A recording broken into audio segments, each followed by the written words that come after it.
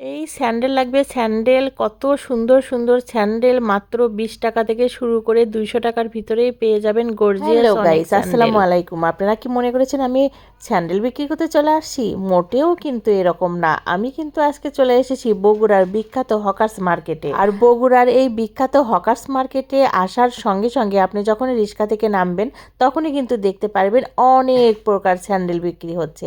আর তারপরে দু এক পা করে কিন্তু আমি চলে আসলাম ইট কালেকশন দেখার জন্য। হকার্স মার্কেটের ভিতরে ঢোকার পরে কিন্তু আপনি দেখতে পারবেন বিভিন্ন প্রকারের কাপড়ের দোকান। আর এখানে কিন্তু গস কাপড়ের দোকান আলাদাই আছে। আর এখানে গস কাপড়গুলো নিউ মার্কেটে যেগুলো 700-800 টাকা গজ, আর সেখানে কিন্তু হকার্স মার্কেটে আপনি পেয়ে যাবেন মাত্র 200 থেকে 250 টাকা গজের ভিতরে গর্জিয়াসগুলো নিয়ে কিন্তু আপনি অনায়াসেই বানিয়ে ফেলতে পারেন লেহেঙ্গা, শাড়ি, 3 পিস, বাচ্চাদের ড্রেস, যে কোনো কিছু। তো আমার কিন্তু অনেক ভালো লাগে হকার্স মার্কেটের এই দোকানগুলো। আর এই দোকানগুলোতে অনেক কম দামে অনেক সুন্দর সময় আমি দেখেছি। নিউ মার্কেটে আমার যে কাপড়টা প্রয়োজন অনেক খুঁজেছি কিন্তু আমি পাইনি, কিন্তু এই কাপড়টা কিন্তু হকার্স মার্কেটে গিয়েই পাওয়া যায়।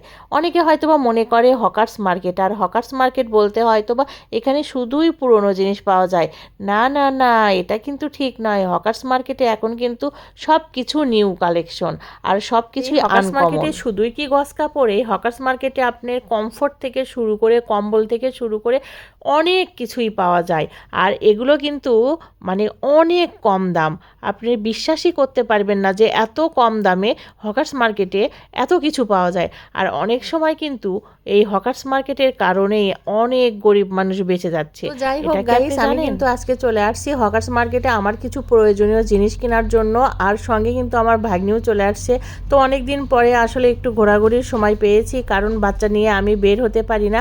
আর বাচ্চাটাকে আমার বোনের বাড়িতে রেখে আমরা আমার ভাগ্নিকে নিয়ে চলে আসছি একটু ঘোরাঘুরি করার জন্য আর একটু কেনাকাটা করার জন্য। গস কাপড় কেনা শেষ করেই চলে যাচ্ছি একটু ভিতরের দিকে একটা স্যান্ডেল নিব বলে।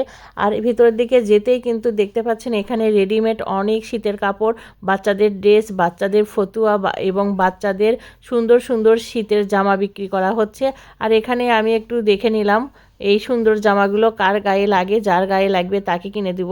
তো দেখলাম যে আমাদের ভিতরে এই মাপের কেউই নাই, তো এই জন্যও আর আমার কেনা হলো না। দেখতেই পাচ্ছেন এখানে কিন্তু রেল লাইনটা আলাদা করে দেওয়া হয়েছিল দেয়াল তুলে, আর এই রেল লাইনের দেয়ালটা আবার ভাঙা হয়েছে, ভেঙে এদিক দিয়ে আবার যাতায়াত করা শুরু হয়ে গিয়েছে।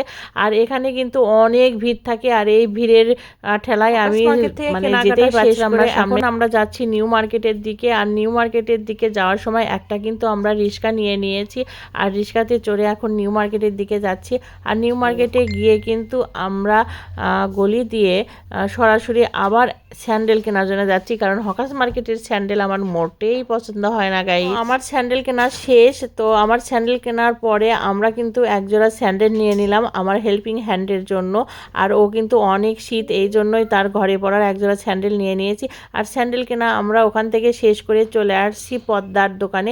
আর পদ্মার দোকানে এসে আমি কিন্তু কিছু পর্দা বানাতে দিব, এই জন্যই দেখছিলাম পর্দাগুলো কত সুন্দর করে এখানে বানানো হয়েছে। আর এখান থেকে আমি পর্দা বানিয়ে নিয়ে তারপরে আমি কিন্তু হাতের কাজ করব, এই জন্যই। তো যাই হোক, সবাই ভালো থাকবেন। আমার ভিডিও কেমন লাগলো লাইক কমেন্ট শেয়ার করে দেবেন।